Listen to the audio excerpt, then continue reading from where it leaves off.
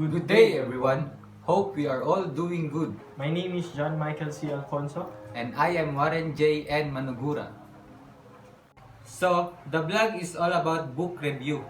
So the book that we have chose is named Pippi Långstrump. The genre of the book is fiction, children fiction. So, Pippi Longstocking is a children's story written by Astrid Lindgren or Astrid Anna Emilia Lindgren. Lindgren is a Swedish writer of fiction. She wrote more than 30 books for children, and this includes the story of Pippi Långstrump. Astrid Lindgren grew up in Villa Sweden, and many of her books are based on her family and childhood memories and landscapes. So, Pippi Longstocking is an orphan. Based on the book, she is described as a 9-year-old redhead with pigtails that stick out sideways girl. Her mother died when she was a baby, and her father is lost at the sea. Even though her father lost at the sea, he left her a suitcase full of gold pieces. She is a rich girl, and she have a big house called Villa Villekulla. She has a pony and a pet monkey named Mr. Nilsson and a horse. She's alone, but she isn't longing anything. Pippi is an optimistic girl because she believes that her father will return one day. So the first chapter introduces her free-spirited Pippi and the two more conventional children next door, called Tommy and Annika. Each chapter describes separate adventure. So Pippi, being a thing finder, goes to school, treasure hunt, climb to tree, and many more. So every page represents her struggles every day, being alone and how she overcomes it. Pippi is a very strong and courageous woman. She's loving her life and she's carefree.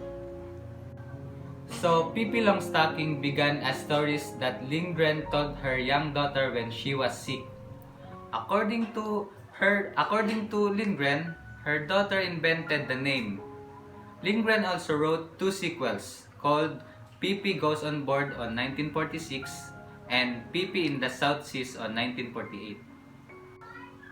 The books have been translated into scores of languages. The book Pippi Longstocking has been frequently adapted for television and film. So for you, Warren, what is your favorite part of the story? My favorite part of the story is when Pippi tried to go to school, but it doesn't turn out very well. It's nice. How about you, partner? What is your favorite part of the story? Well, for me, my favorite part in the story is when Pippi saves two boys from a fire, and when Pippi meets and becomes friend with her neighbor Tommy and Annika. So, upon reading the story, I can describe Pippi Longstocking as a quick-witted, generous, self-sufficient children character. So, major conflict about the story is between Pippi and the most of the adults that she meets. For example, a major conflict occurs between Pippi and the people in town who think that she should live in children's home. So for the complication of the story, Pippi Longstocking lacks social graces. It often creates problems. Pippi inadvertently causes trouble when she tried to go to school, and she draws on the floor and incites other chaos in the classroom. So the atmosphere of the story it's in Sweden.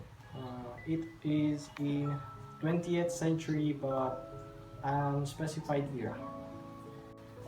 So for the tone and mood of the story, it is jolly, happy, and adventurous. So, my prediction is that she was sent in children's home, her mother didn't really die, and her father is alive. They become a happy family again. Things I learned from Pippi Longstocking is be yourself.